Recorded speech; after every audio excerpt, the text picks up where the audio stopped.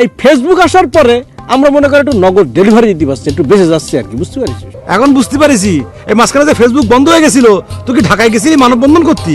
আপনাদের ব্রেন আর আমার ব্রেনের মধ্যে অনেক ডিফারেন্ট আছে, না বুঝিয়ে এখানে আন্দাজে কথা বলেন।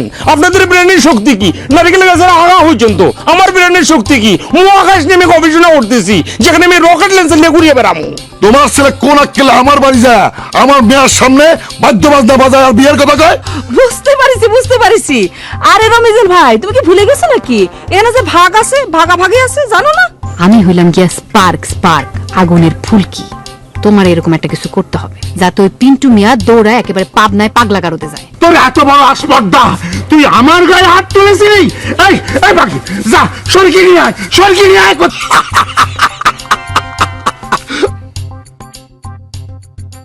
খাতি হবে স্যার। কেন খাতি হবে?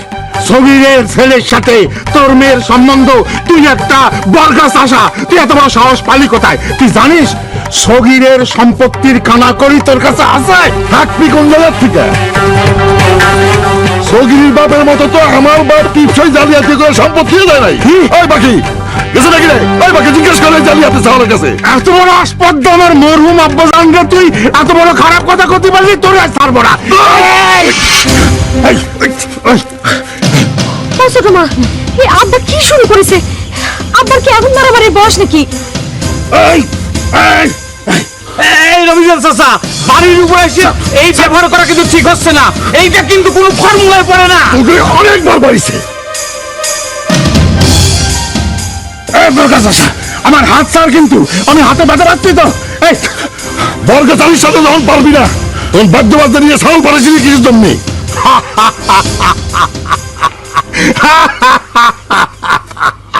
আমার ছেলেকে এতদিন আমি কি জানিছি? আমি জানিছি অকাম্মা বাধাই মেয়ে, কিন্তু আইজ আমার ছেলে একটা কাজের মতো কাজ করেছে। তোর বাড়ির সামনে দিয়ে ব্যান্ড পার্টি বাজায় দিছে আমার ছেলেরা। সাবাস ছেলে, সাবাস। কাজের মতো কাজ না, অকাজের মতো কাজ। শোন সকিব, তোর ছেলের একখান পা কিংবা হাত পপ দিয়ে কাজে নেওয়ার দায়িত্ব কিন্তু আমার।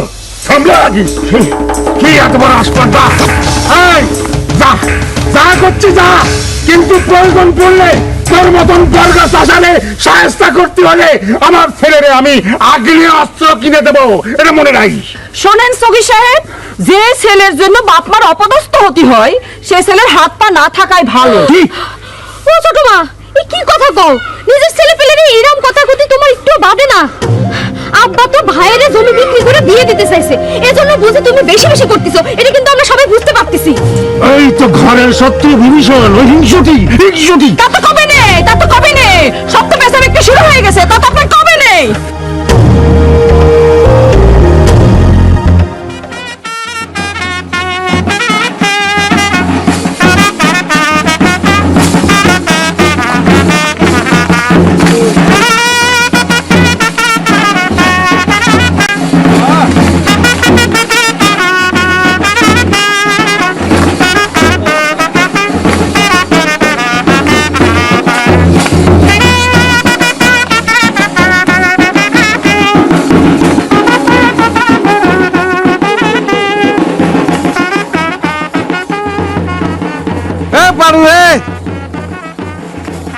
শোন, আমার বিয়েতে তোর দাওয়াত দিলাম, দাওয়াত থাকলো।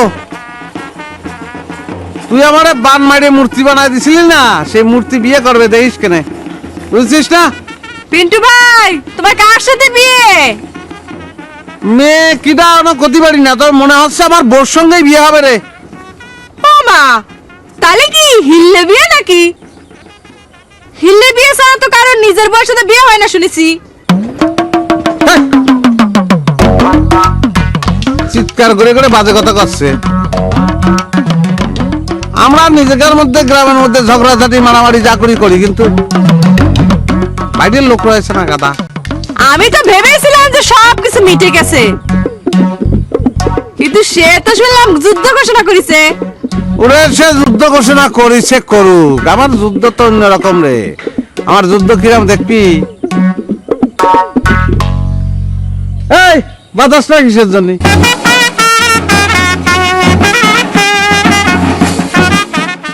শুনতেছিস?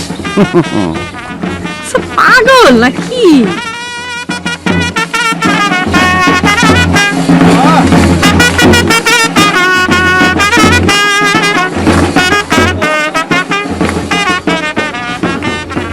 এ পারু, এই ঢোলের আওয়াজ কোন জায়গা থেকে আসতেছে?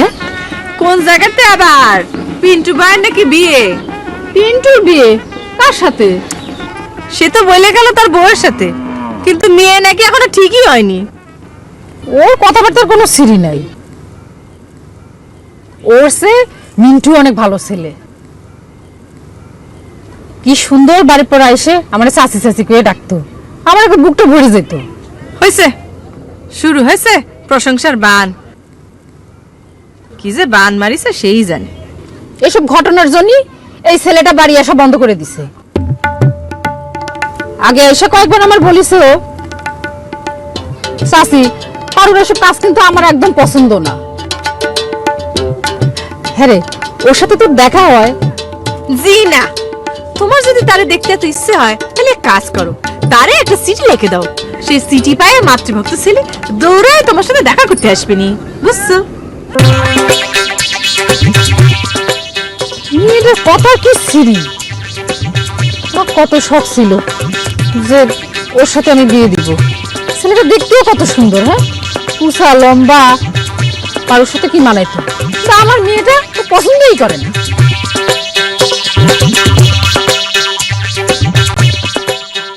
আরে বাকি জি চাচান। আমার মুডের মোশনটা কিরম ছিল কত?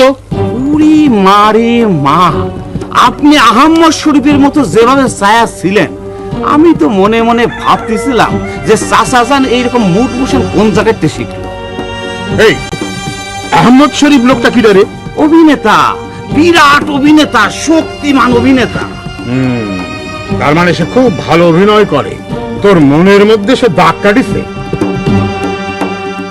ভিলেন ভিলেন সিনেমায় ভিলেনের অভিনয় করে। উরি মারে মা, যে ক্রিমিনালি করে।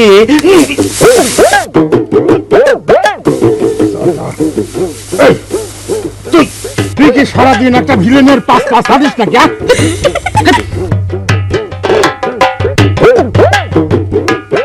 আপনার এই দোষ সগীর সাহেব, এই যে লাই দিয়ে দিয়ে এদের মতো মানুষ সামনে মাথায় তুলেছেন, এদের মাথা নষ্ট করেছেন। চাচি, আমি তো একটা উপমার কথা কলাম। আমি কি চাচাজানটা সত্যি সত্যি ভিলেন কপার পারি নাকি? আহমেদ শরীফ দেখছেন আপনারা কিরম ভিলেন শ্রদ্ধা করতেছে। ওরে না না, তুমি ঠিক বোঝনি। আহমদ শরীফ ব্যক্তি মানুষটা, তার সাথে যদি আমাকে মেলাতো তাহলে আমার কোনো আপত্তি ছিল না। কিন্তু সিনেমার ভিলেন আহমদ শরীফ, যে সিনেমার মধ্যে অত্যন্ত খারাপ খারাপ কাজ করে, তাকে মানুষ থুতু থুতু দেয়, হ্যাঁ, তার সাথে তুই আমাকে মেলালি, তার সাথে তুই আমাকে মেলালি। বোঝেন ঠেলা তাহলে আমি আর কি কব? তোরে আমি কি করবো বাকি? চাচা, চাচা আমারে মাফ করে দেন। দরকার হলে আপনি ওই রবীন্দ্রন চাচা আর মহাজিন চাচারা যেভাবে লাত্তি মারতে চান ওইভাবে আমার লাত্তি মারেন চাচা, তা মাফ করে দেন চাচা। এই, স্যার, স্যার, আচ্ছা, আচ্ছা। চাচা, আমার মনে হচ্ছিল কথাটা শুনলে আপনি খুশি হবেন, এই জন্যই তো কইছিলাম। কিন্তু উল্টো আপনি রাগ হয়ে গেছেন। আসলে তখন আমার মনে হয়েছিল কি জানেন চাচা, আপনি এই গরিবের বন্ধু আলমগীরের মতো মনে হচ্ছিল, বিদ্রোহী নায়ক।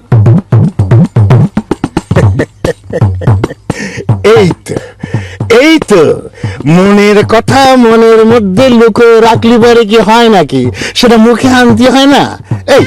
এই কথাটা তুই তোর চাচির সামনে কি জন্য করলি নে?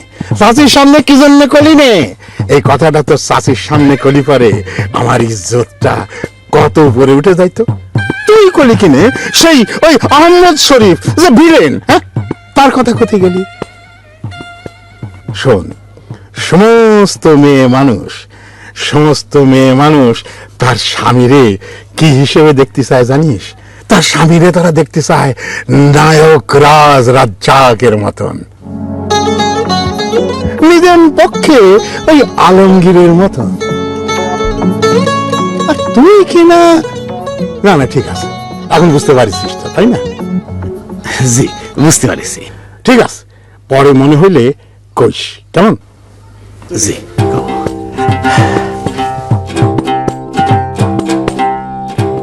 হতে চাও পাইছে গেছে। মানে বিবাহ না করে বিল্ডিং পাইছে গেছে। এই পয়সা গেছে তোরে আজকে আমি তোরে যদি আজকে আমি নাই করেছি এই কোন জায়গায় দৌড়াচ্ছিস আবার আসিস কেনে বাদ্য বাজনা নিয়ে একেবারে পায়ে ঠ্যাং ভাঙিয়ে দেবো। উনির সাথে কথা কথি আসিস সন্তোষে কর্মগুলো দেখছিস কি তুই?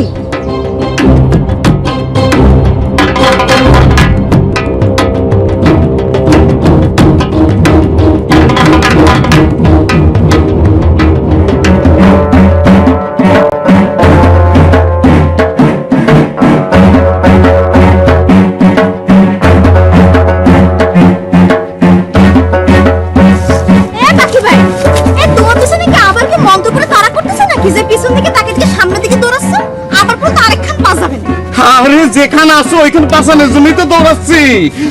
তোমার ভাইয়ের সাবেক উনি ওই যে উর্মি বেগম আমারে কি করে জানো, পাউ যেখানে আছে সেইখানে নাকি ভাঙিয়ে দেবে। কেন তুমি আবার তারে কি করতে গেছিলে? আমি আবার তাকে কি করতে যাব?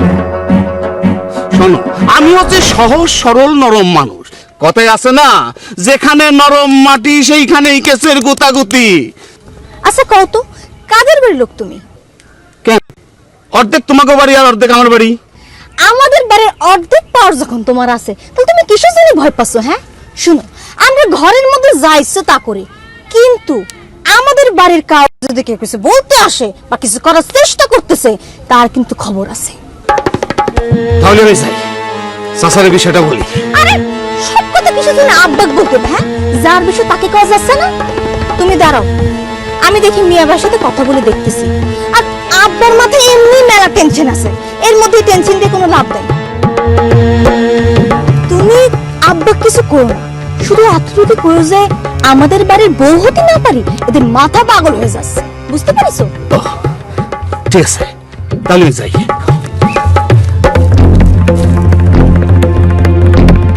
নতুন Parachute extra care hair oil, চুল পড়া কমায় লক্ষণীয়ভাবে 45 দিন। এই তো সময় বাংলাদেশ।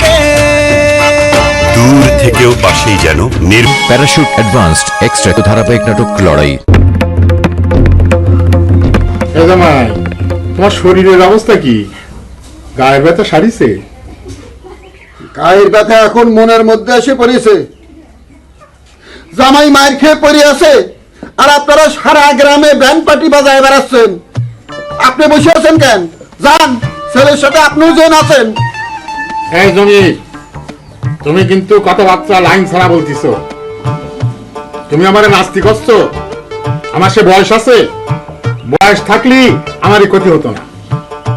আমার মনের মধ্যে এখনো সে পুলক আছে, কিন্তু আমার ছেলে মেয়েরা সব বড় হয়ে গেছে, তার মধ্যে তোমার মতন ফেরুজ জামাই এসে জুটেছে। আমি সেজন্যই এখন আর নাচতে পারি না, কথাটা বুঝিছো? আপনার মধ্যে পুলক যে আছে সেটা তো বোঝাই যাচ্ছে। জামাই মার খেয়ে পড়ে আছে, তার ডাইক্লোফেনের কোর্স এখনো শেষ হয় নাই। খাবারের মধ্যখানে ডাইক্লোফেনের ডিশ খাতি হয় আর আপনারা ব্যান্ড পার্টি বাজায় বেড়াচ্ছেন। মানুষের মনের মধ্যে এত আনন্দ কি করে আসে বলতে পারেন? ওরে বাপুরে, এই ব্যান্ড পার্টিটা আমি তোমার জন্যই আনিছি। ও ব্যান্ড পার্টি আমার জন্য এনেছেন? তাহলে যাই, আমি তো নেচে আসি। হেই, ধুমধাম করো সবাই নাচে গানে ভর। হেই, ধুমধাম করো সবাই নাচে গানে ভর। হেই, রঙিন ফুলের মালা, রঙিন ফুলের মালা। আব্বা শোনেন, নিজের ভালো পাগলও বোঝে। আপনি প্যান বান পাঠিয়ে নিয়েছেন আমরা কোন দিকে? আরে এটা তো হলো সহজ সমীকরণ। তোমারে মারা মানে কি? তোমারে মারা মানে হচ্ছে আমারে মারা। এটা দিয়ে তারা কি বুঝাতে চায়? যে আমি ভীত হয়ে গেছি। সগির ভীত হওয়ার জিনিস না, সেজন্য আমি বাজনা বাজাই দিছি। বাজা বাজনা, মারবি আমারে মার। আমি সেই আগের মতন সগিরই আছি। আব্বা শোনেন, আপনি তো মাইরও খান নাই, আপনার শরীরে কোনো যন্ত্রণাও নাই। আপনি খালি মুখে ভালোবাসা বিলাবেন দিলাম, কিন্তু আপনার মনে রাখা উচিত আপনি কোনো নর্মাল ম্যানের সাথে আপনার মেয়ের বিবাহ দেন নাই। তার মাথার বুদ্ধি গিজ গিজ করে। তা বাবা আমি বুঝি, তোমার কর্মকাণ্ড দেখি আমি বুঝি তুমি সাধারণের মধ্যে একজন অসাধারণ।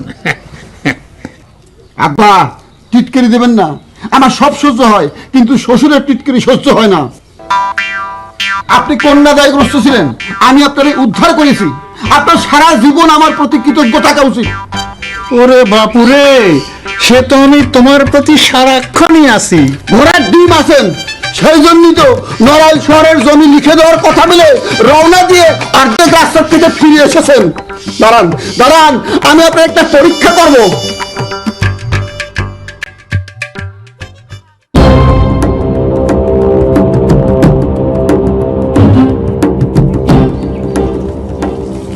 এই যে এই যে এই যে এই যে কি, হ্যাঁ? আমার নাম নাই নাকি? আমি তোর চেয়ে বয়সে ছোট, যে আমাকে আপা বলে ডাকতে তো শরম করতেছে। ওরে বাবা, তুমি আমার পরিবারের সবাইকে পাড়ায় মারে ফেলবা আর আমি তোমাকে আদর করে ডাকবো? হ্যাঁ, কি ডারে? কি ডাক তোর বাড়ির সদস্য? ও নিশ্চয়ই লুলা। ওর তোমার বউ চলে গেছে, বিয়ে বসবে নাকি তার কাছে? তার হয়ে যে আমার সাথে ঝগড়া করতে এসেছিস?